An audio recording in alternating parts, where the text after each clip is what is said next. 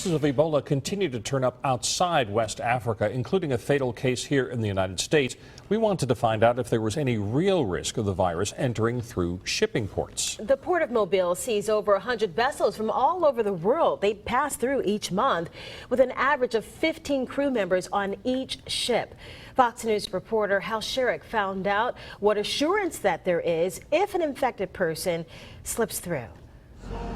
While shipping ports all across the United States host ships from around the world, port officials in Mobile say monitoring their crews for signs of Ebola virus doesn't fall on the individual ports. That job falls on the U.S. Coast Guard and U.S. Customs and Border Protection. We work very closely with them, and there are very significantly good protocols that are in place to screen these vessels before they are actually allowed to even come into the port. Jimmy Lyons is the director of the Port of Mobile. He says those protocols include providing the Coast Guard with a full crew list, their last 5 ports of call, and a report of any illness on board. All of this is done 96 hours prior to arriving in U.S. waters. A lot of this was put into place for Homeland Security purposes, but it's serving a purpose here in ensuring that no one with Ebola comes in through the port.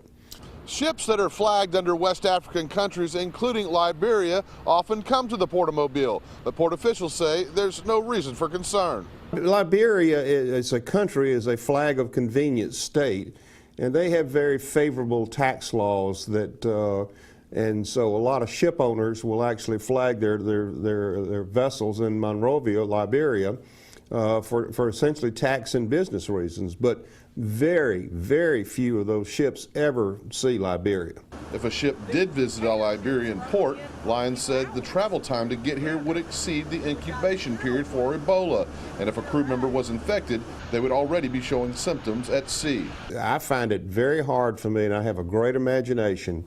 I have a very, very difficult time even imagining a set of circumstances that would have allowed a case of Ebola to come in through this port. A reassuring thought in a growing time of uncertainty. Reporting from Mobile, Hal Sherrick, Fox 10 News.